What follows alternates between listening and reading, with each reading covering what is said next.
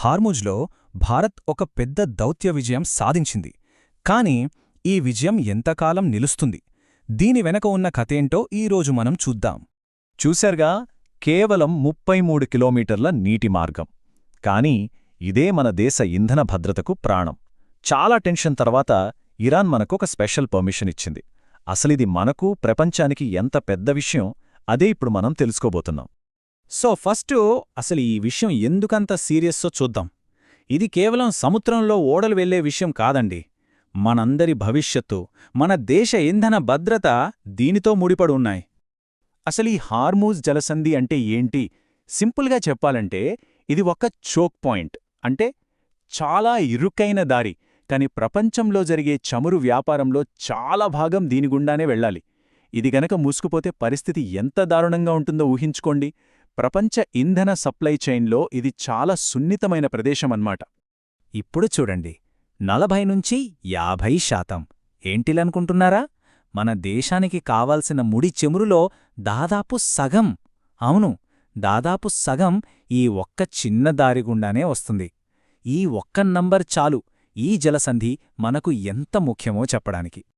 అంటే సింపుల్గా చెప్పాలంటే, ఒకవేళ ఈ రూట్ బ్లాక్ అయితే దాని ఎఫెక్ట్ మన పెట్రోల్ బంకుల దగ్గర కనిపిస్తుంది. ధరను ఆకాశాన్ని అంటుతాయి. మన ఎకానమీ మొత్తం అల్లకల్లోలమైపోతుంది. అందుకే ఆ ప్రాంతంలో ప్రశాంతత ఉండటం మనకు చాలా చాలా ముఖ్యం. సరే, పరిస్థితి ఇంత సీరియస్గా ఉంటే మరి ఇండియా ఏం చేసింది?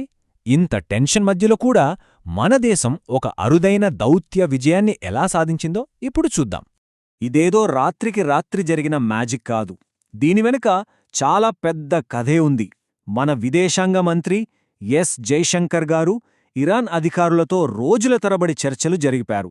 ఆ తీవ్రమైన చర్చల తరువాత ఫైనల్గా మార్చ్ 12న ఇండియాకి గ్రీన్ సిగ్నల్ వచ్చింది.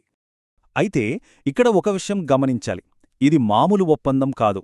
ఎందుకంటే ఒకవైపు అమెరికా, ఇజ్రాయెల్ లాంటి దేశాల నౌకల్ని శత్రువులుగా చూస్తున్న ఇరాన్ మరోవైపు మనల్ని మాత్రం తటస్థ, స్నేహపూర్వక దేశమని గుర్తించింది. ఇది నిజంగా మన దౌత్యానికి దక్కిన ఒక పెద్ద గౌరవం. సరే, ఒప్పందమైతే కుదిరింది. కాని నిజంగా గ్రౌండ్లో ఏం జరిగింది? ఆ మాటలు చేతల్లోకి ఎలా మారాయో చూద్దాం. ఒప్పందం జరిగిన వెంటనే మన పుష్పక్, పరిమళ్ అనే 2 ట్యాంకర్లు ఆ జలసంధిని విజయవంతంగా దాటాయి. ఇది మన దౌత్య విజయానికి ఫస్ట్ ప్రూఫ్ అన్నమాట. ఒకటి మన కోసం ముడి చమురును తెస్తుంటే మరొకటి గ్యాస్ సప్లైతో వస్తుంది. అయితే ఇక్కడో చిన్న మెలిక ఉంది. ఇరాన్ నావికాదళ కమాండర్ ఒక మాట చెప్పారు. ఇదేమీ ఫ్రీ పాస్ కాదు. ప్రతి ఓడా వెళ్లే ముందు తప్పనిసరిగా పర్మిషన్ తీసుకోవాల్సిందే.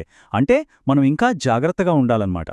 ఈ దౌత్య విజయాన్ని పక్కన పెడితే క్షేత్రస్థాయిలో వాస్తవాలు చాలా కఠినంగా ఉన్నాయి.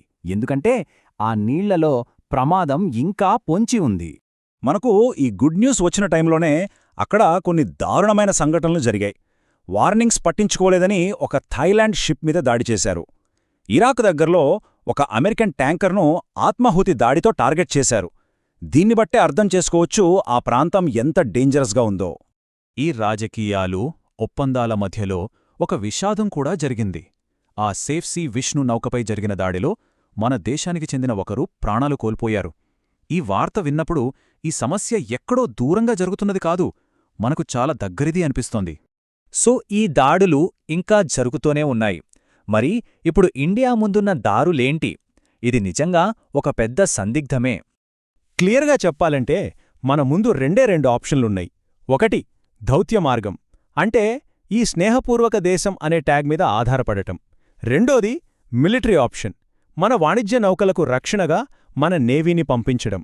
కానీ ఈ రెండో ఆప్షన్ అంత తేలికైనది కాదు. మనం గనక మన నేవీని పంపామంటే దాని అర్థం గల్ఫ్ ప్రాంతంలో మన సైనిక పాత్రను పెంచుతున్నామని ప్రపంచానికి ఒక స్ట్రాంగ్ మెసేజ్ ఇచ్చినట్టే. దీని పర్యవసానాలు చాలా పెద్దవిగా ఉంటాయి. చివరిగా ఒకటే ప్రశ్న మిగిలింది.